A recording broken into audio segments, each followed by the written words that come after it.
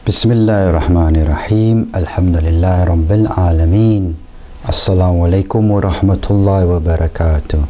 Today is the third day of the holy month of Ramadan, the month of high intensity training, the month of reflection, the month of preparing our financial statements, or rather our spiritual statements, the month in which it is the beginning of a new month, the beginning of a new year, financially speaking, if I can speak in terms of when, for example, businesses have to submit their accounts.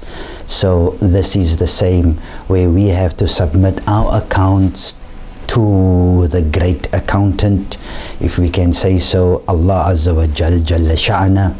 And then Allah is the one who will take account of us.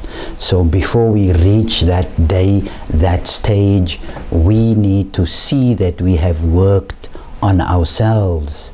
And it is very important. We give a lot of importance to, for example, when we take care of the car, we see that the car's engine is running smoothly, the car's body, the tires, the exhaust, all of those, the engine is running smoothly, that there should be no oil leaks, etc., that even the CV joints and all of those must be in place. We do the annual service of a car, for example, and all other maintenance issues when it comes to the building, when it comes to the house, when it comes even to many of other aspects of life where we do maintenance, because we want a smooth running, smooth operation.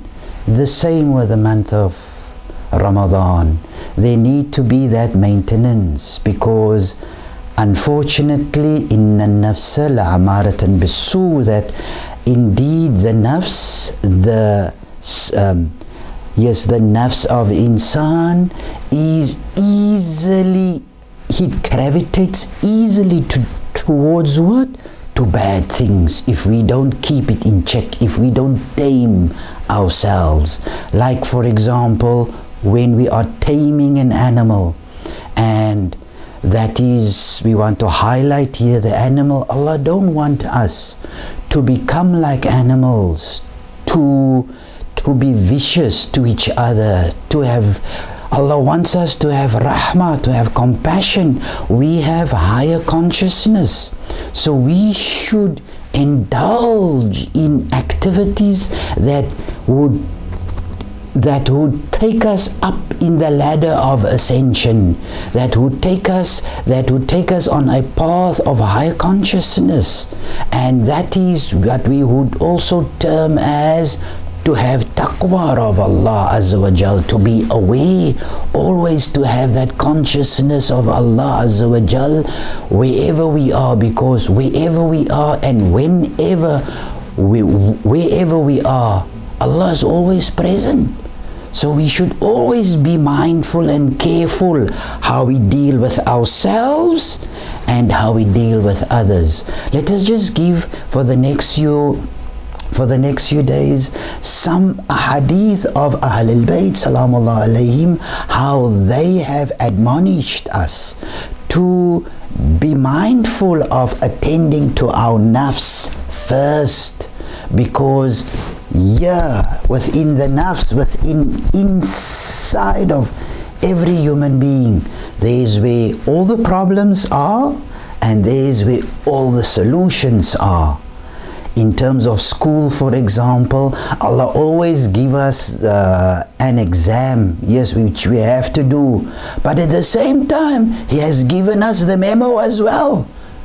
So it is up to us to choose, and we have every day that opportunity. Let us just give us some 1 or 2 or 3 hadiths, and then let us see how Ahlul Bayt salamullah alayhim has admonished us. Or Rasulullah sallallahu alayhi wa sallam. We all know the beautiful and most famous hadith when the companions came back and they were triumphant in one particular battle, and then some of them came to the Holy Prophet and And the Holy Prophet said, greetings on those who have successfully carried out this jihadul azhar, this jihad after the battle.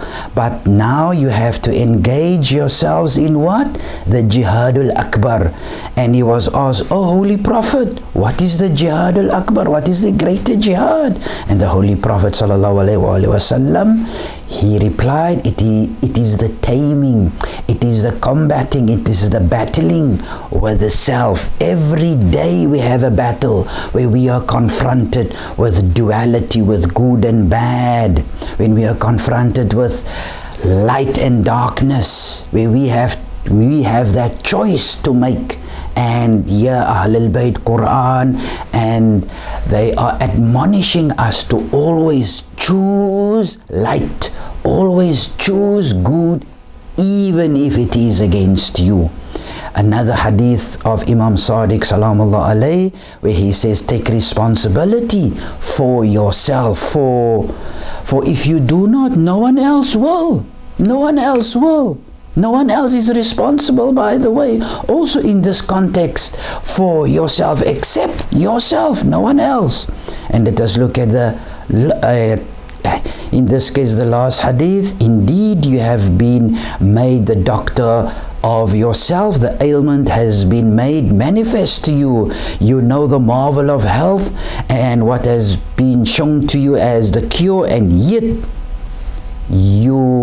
as you are attending to your health, you do not attend to your soul when it comes to those ailments and those diseases and sicknesses that eats away, if we can say so, the soul, for example. We need to be very careful, and we will give inshallah more hadith as we are progressing. And we wish you a splendid day and a happy day, and also a day where we choose light, where we choose good instead of bad or instead of evil. Wassalamu alaikum wa rahmatullah wa barakatuh.